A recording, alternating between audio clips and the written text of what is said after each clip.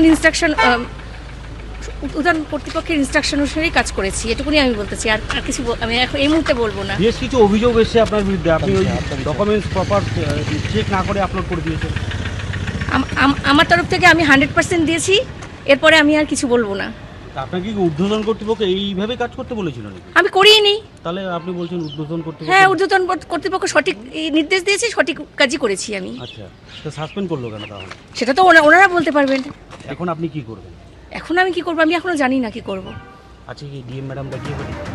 হ্যাঁ, যে 7 আধিকারিককে এসআইআর এর কাছ থেকে সাসপেন্ড করেছে নির্বাচন কমিশন তারা হলেন দক্ষিণ 24 পরগনার ক্যানিং পূর্ব বিধানসভা এলাকার 2 AERO সত্যজিৎ দাস এবং জয়দীপ কুণ্ডু, আছেন জলপাইগুড়ির ময়নাগুড়ির AERO ডালিয়া রায়চৌধুরী, মুর্শিদাবাদের শামশেরগঞ্জের AERO শেফাউর রহমান, মুর্শিদাবাদের ফরাক্কার AERO নীতিশ দাস, মালদার সুতির AERO শেখ মুর্শিদ আলম, আছেন পশ্চিম মেদিনীপুরের দেবরার AERO দেবাশিস বিশ্বাসও।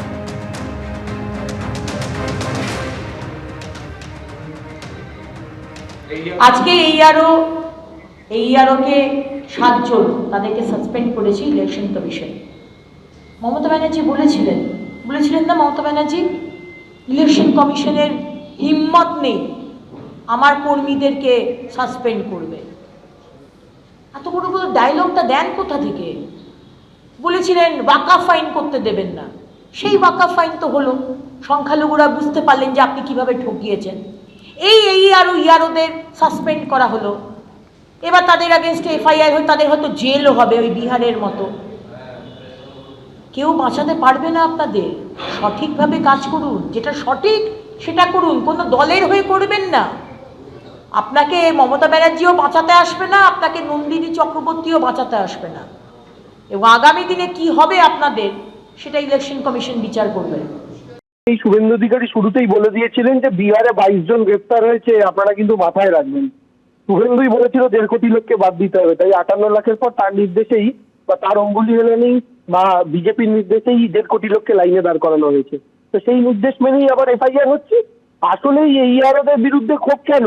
এই AERO-রা হয়তো নির্বাচন কমিশনের আনা বহিরাগত মাইক্রো অবজারভারদের কথা শোনেননি। সুপ্রিম কোর্ট তো স্পষ্ট আজকে বলেছে যে AERO-দের ক্ষমতা সর্বোপরি, তারাই লাস্ট ডিসিশন নেবেন। কিন্তু মাইক্রো অবজারভাররা যেভাবে তাদের মাথার উপরে উঠে ছড়ি ঘুরিয়েছিলেন ক্ষমতা না থাকা সত্ত্বেও, সেটা তো আমরাও আমাদের তরফ থেকে আদালতে বলেছিলাম। হয়তো এরা মেরুদণ্ড সোজা রেখে যেখানে ন্যায্য কাজ মনে হয়েছে সেই ন্যায্য কাজের দিকে এগিয়ে সাধারণ মানুষকে ওদের কথা অনুযায়ী বাদ দিতে দেননি, যোগ্য মানুষদেরই বাদ দিতে দেননি। এবার প্রমাণ করুক নির্বাচন কমিশন, প্রমাণ করুক যে তারা কোনো অসৎ কাজ করেছে। নির্বাচন কমিশন প্রমাণ করুক যে তারা কোনো ভুল কাজ করেছে। শনিবার এসআইআর এর শুনানি শেষ হয়েছে, তার 3 দিনের মধ্যে কড়া পদক্ষেপ করল জাতীয় নির্বাচন কমিশন। 4টি জেলার 7 জন AEROর বিরুদ্ধে ডিসিপ্লিনারি অ্যাকশনের নির্দেশ দেওয়া হয়েছে রাজ্যকে। একই সঙ্গে 7 জন আধিকারিককে সাসপেন্ড করা হয়েছে ECI এর তরফে। মুখ্য সচিবকে চিঠি দিয়েছেন জাতীয় নির্বাচন কমিশনের সচিব সুজিত কুমার মিশ্র।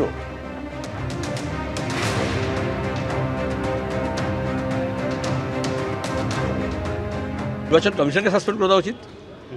SIR এর নামে যেভাবে নির্দিষ্ট করে ভাষার নামে, ধর্মের নামে, শ্রেণীর নামে আদিবাসী, তপশিলি, মতুয়া, মুসলমান, মহিলা এইসব দেখে দেখে হয়রানি করছে। আমি তো আগেই বলেছি এটা নির্বাচন কমিশন নয়, এটা নির্যাতন কমিশন। ECI যেমন RSS এর বই থেকে পাতা বার করে আর কিভাবে বাংলাদেশি, রোহিঙ্গা, জেহাদি, মুসলমান তাদেরকে ব্যতিব্যস্ত করে তোলা যায় সেটা করছে। মমতা ব্যানার্জির সরকারি অফিসারগুলো BDO SDO DM অফিসে বসে সেই কেতাব অনুযায়ী আরও মানুষকে হিয়ারিংয়ের নাম করে, ডাকার নাম করে, লজিক্যাল ডিসক্রিপেন্সির নাম করে সবচেয়ে ইলজিক্যাল কাজকর্ম করছে। সেখানে বিজেপি তৃণমূল সব এক হয়ে গেল। সাধারণ মানুষ যেন হয়রানির শিকার না হয়, মানুষ যেন নিশ্চিন্তে, নিরাপদে, নির্বিঘ্নে ভোট দিতে পারে, এইটা করার দায়িত্ব নির্বাচন কমিশনের। সেখানটা নির্বাচন কমিশনের যেন কোনো গাফিলতি না হয়, কারণ নির্বাচন কমিশনের বিরুদ্ধে দেশ জুড়ে অনেক অভিযোগ আছে। নির্বাচন কমিশনের ভাবমূর্তিকে স্বচ্ছ রাখা এবং নিরপেক্ষতা বজায় রাখা, তার জন্য যা যা করা নির্বাচন কমিশন করবে। ABP আনন্দ এগিয়ে থাকে, এগিয়ে রাখে।